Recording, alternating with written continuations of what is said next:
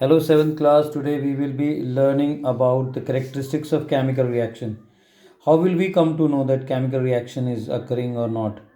There should be some special things which we need to observe. Yes, the first thing which we need to observe is change in color. Whenever during a chemical reaction is or chemical change is occurring, there will be a change in color happening. For example, in this case, like copper carbonate I am having, and if I am heating copper carbonate, its color copper carbonate green. On strong heating, it turns black.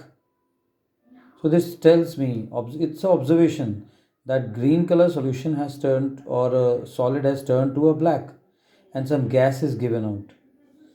Okay. In another case, like here, iron is there.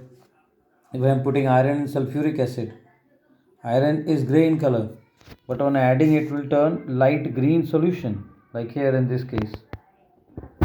Down iron nail we are putting in sulfuric acid. Earlier solution was colorless and now it has turned to light green. Second characteristics is evolution of a gas. Whenever some reaction is going on, we'll see some bubbles coming out from there. The gas which make is coming out from the reactants, it may be colored gas also, like chlorine gas is having greenish yellow color. Pungent smell is also there. Hydrogen sulfide gas is there, which is having rotten egg smell. So different chemicals reactions give different gases, and these gases are having different colors.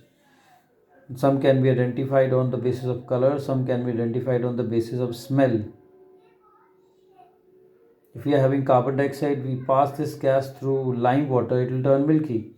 If I am having hydrogen gas, this hydrogen gas when burns, it burns with pop sound.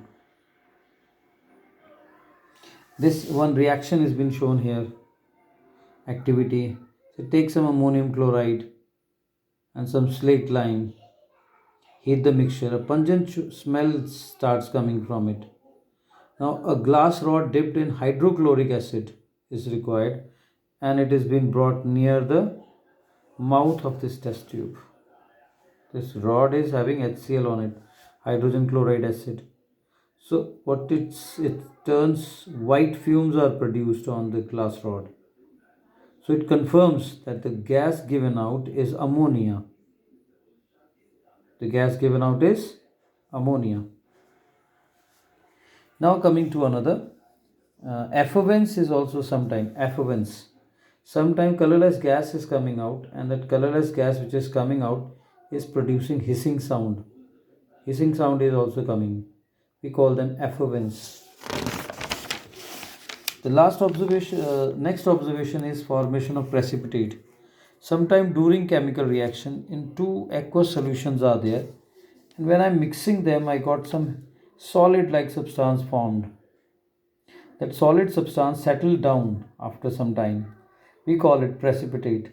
These precipitates may be white in color, some are green in color, some are yellow in color. In this reaction, if I say lead acetate, one solution I've taken potassium iodide and lead acetate. They are colorless. But when I mix them together, I get lead iodide, which is yellow in color, and potassium acetate as a liquid which is obtained. Because this solid yellow will settle down, a clear liquid is left behind. The next is change in state. Change in state also take place in many reactions. Like I'm taking some gases together, hydrogen gas and oxygen gases are there, and they produce water. In starting, they are in form of vapors, but after cooling, they turn into liquid form. So there is state change going on. Gases changing into into a liquid form. I'm having gas ammonia and gas hydrogen chloride. When I bring them together, now only we learned that a test tube is having ammonia gas, and when a rod dipped in HCl is brought near to it, it forms a dense white fume, which is solid ammonium chloride.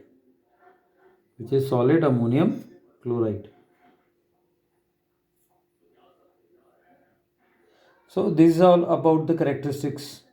So children, In this chapter, what we have learned that chemical reaction, reactant is a substance that changes to another substance called product.